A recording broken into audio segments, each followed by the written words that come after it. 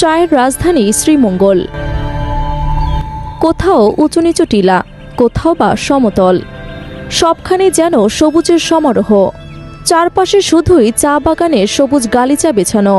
শ্রীমঙ্গল আসলে সবুজের সমারোহে চোখ ভরে যায়।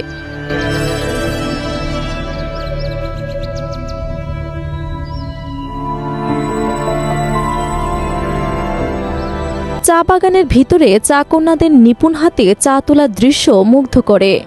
চা কন্যারা সারাদিন পরিশ্রম করে চা তুলেন। এই দৃশ্য দেখার জন্য দেশ বিদেশ থেকে পর্যটক আসেন এখানে।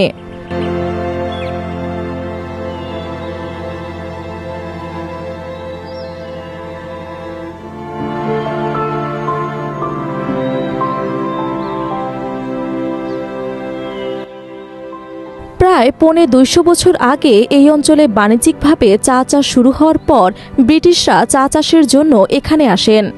এই চা বাগানে কাজ করতে গিয়ে মারা যাওয়া ব্রিটিশ ও তার পরিবারের লোকজন চির নিদ্রায় শায়িত আছেন শ্রীমঙ্গলের ডিনস্টন সিমেট্রিতে।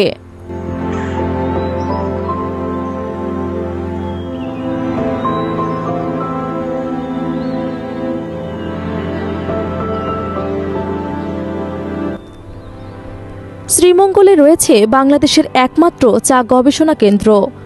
উপমহাদেশের অনেক পুরাতন চা গবেষণা কেন্দ্র এটি। এই শ্রীমঙ্গলে চা বাগানের পাশাপাশি রয়েছে অনেকগুলো চা কারখানা। বাগান থেকে তুলে আনা কাঁচা চা এখানে প্রক্রিয়াজাতকরণ করে চা বানানো হয়।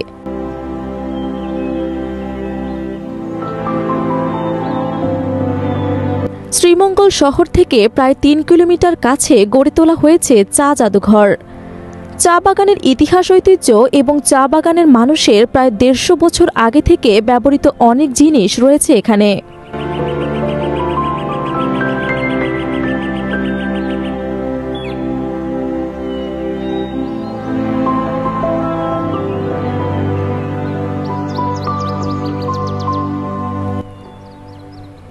এখানে নীলকণ্ঠ চা কেবিনে পাওয়া যায় ১০ রঙের চা, যা পর্যটকদের কাছে বেশ আকর্ষণীয়। প্রতিটি চা বাগানের ভিতরে রয়েছে মনোমুগ্ধকর সব কৃত্রিম লেক। এই লেকগুলোর সৌন্দর্য আকৃষ্ট করে পর্যটকদের।